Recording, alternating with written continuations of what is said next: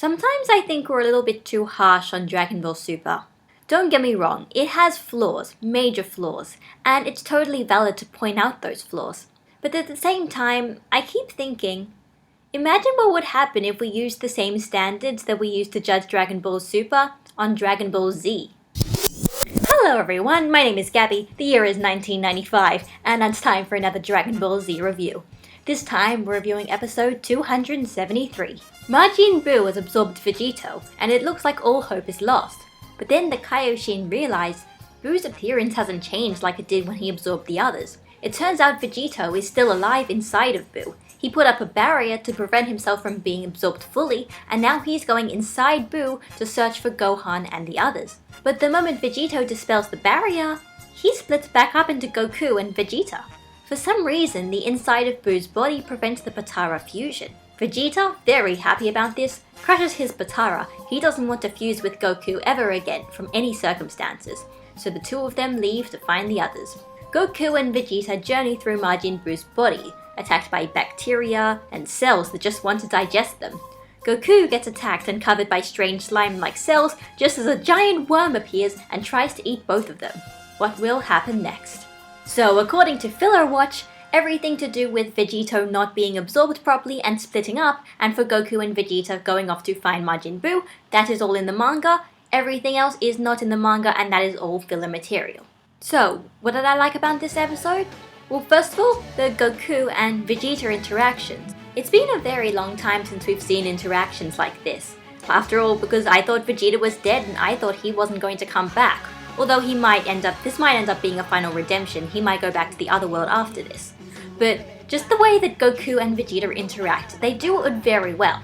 It reminds me of the second Cooler movie, and in the way that their personalities just contrast so much. So on the one hand, Vegeta is very ruthless and he always goes direct to the point, and he gets annoyed at Goku's somewhat stupidity and naivety. It's very funny, and it can lead to some very funny interactions like in this episode. Like, for example, just sort of Goku being curious about everything, including like Buu's stomach acid, and Vegeta's just sort of like, Goku, you idiot, get out of the way. If it's trying to eat you, just stop. Or like when Vegeta is trying to just blast his way out of everything, and Goku is like, Vegeta, no, stop, because Buu might get alerted to it, and if Buu knows we're here, I don't know what he's going to do. I don't know, I just thought it was really funny. Don't get me wrong, I still kind of miss Gotenks and Gohan, especially Gohan, but hopefully this will just be a brief thing and everyone will come back soon enough. And while Filler Watch explained that all of those interactions inside of Buu were filler, I still did like all of the things they added in, especially just all of Goku and Vegeta going on this sort of fantastic journey inside Majin Buu's body.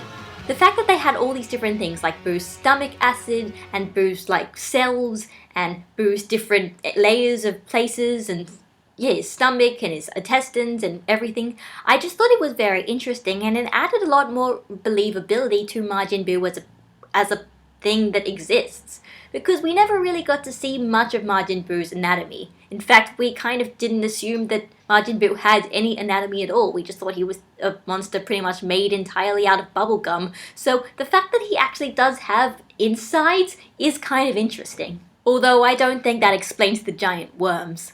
As for what I didn't like about this episode, they really tried to play up the tension and the drama in this episode, but it just seemed kind of implausible to me. Mostly just because in this episode I just kept saying, why doesn't someone go Super Saiyan?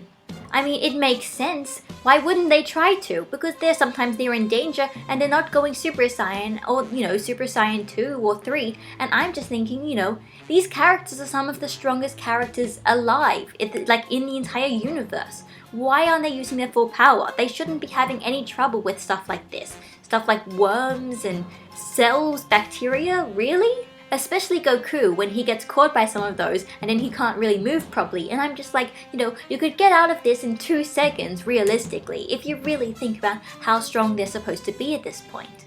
And I know this isn't Filler's fault, but just the way that Goku and Vegeta, after they get absorbed, are like these tiny things inside of Majin Buu when they can just freely move around, and I'm just sort of like, how does that even work? I mean, if you get swallowed by someone, you don't shrink. I mean, I guess you could say that maybe Majin Buu shrinks them when he absorbs them because it goes inside, but I just, like, what is that even, what's preventing them from suddenly turning giant size and, like, squishing Majin Buu from the inside? Like, I know that wouldn't be able to kill him, but, you know, what's stopping that from happening? It's just really bugging me. And Vegeta crushed the Potara earrings, meaning that they can never fuse together again. I know in the last few reviews I was going on and talking about how I don't exactly like Vegetto, but at the same time, I didn't want him to be taken out this quickly and this easily. It just feels like a cop-out. They spent all these episodes kind of building up to the fact that they're going to be fused, and when they get fused, they are never going to separate ever again, and then the moment that happens, they separate. And then Vegeta's just like, okay, I'm gonna crush the earring as well, so we're never going to fuse ever again.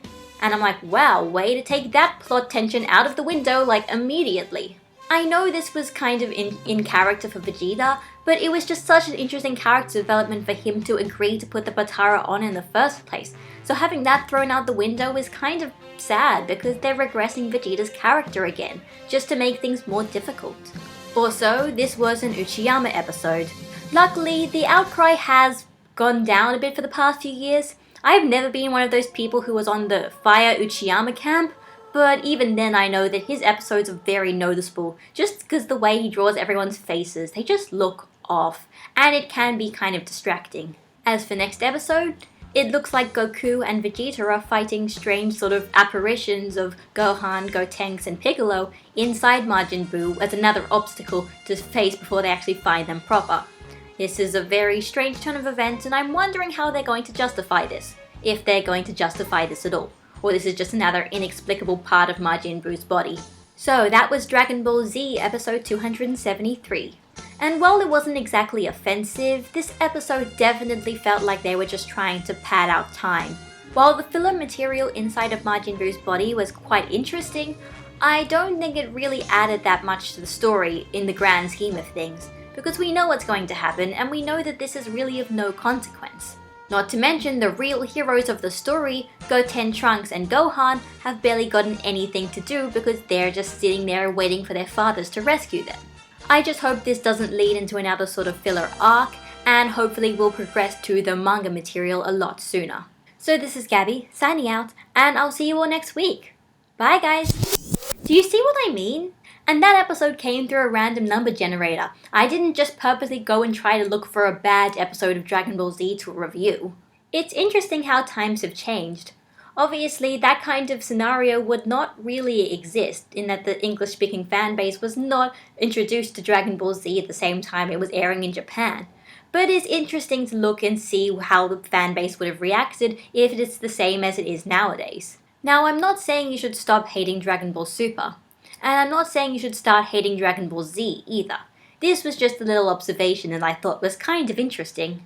So this is Gabby, signing out, and goodbye guys! For real this time.